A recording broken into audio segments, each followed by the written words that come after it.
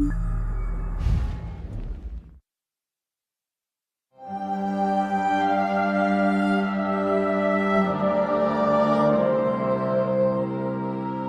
the situation in Tamriel is that you've got three young muscular alliances around the periphery of the continent, and in the center is Cyrodiil, and there's a power vacuum there. Now, Cyrodiil is a big prize, a fertile heartland of the continent, and it's also the symbol of power over Tamriel in the White Gold Tower that has been the center of the empire for millennia now. So the three alliances all have their own reasons why they feel like they should be ruling Cyrodiil, but the fundamental reason is that the empire and Cyrodiil and the family of nobles, the Tharns that are ruling it, are weak, and the alliances are strong.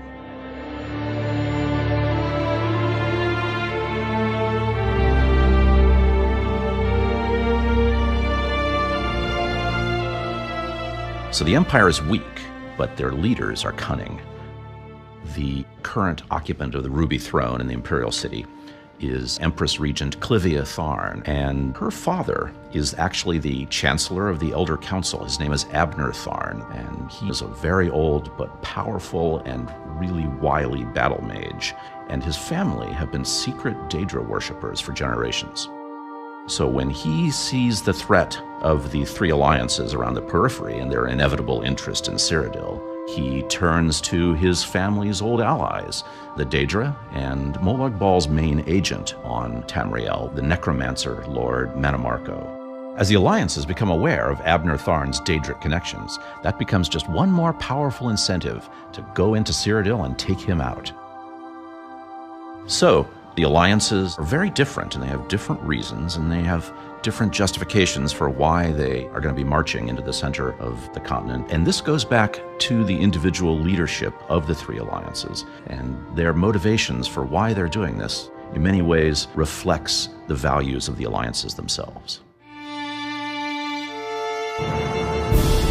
For the Daggerfall Covenant, the reason why they feel they must prosecute this war really goes back to history for them. The leader of the Daggerfall Covenant is High King Emric of Breton.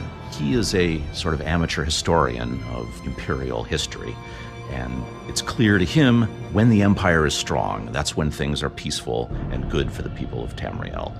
And the empire is fundamentally a human endeavor, and at the moment the humans in Tamriel are failing, and it's up to the Daggerfall Covenant to take up the torch and keep the elves from mucking things up.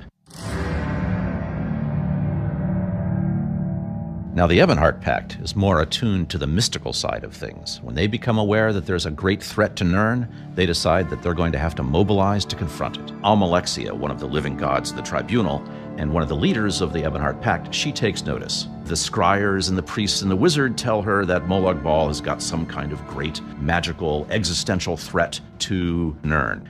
Now, having the Empire working with Molag Bal and Mannimarco absolutely cannot be tolerated. So the Ebonheart Pact decides they're going to have to muster their forces and march on Cyrodiil.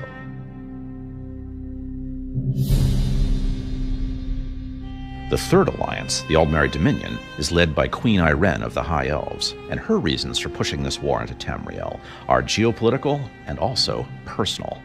Before she'd assumed the throne, Ayrenn had been an adventurer in Tamriel, and she had suffered personally at the hands of Abner Tharn in the Imperial City.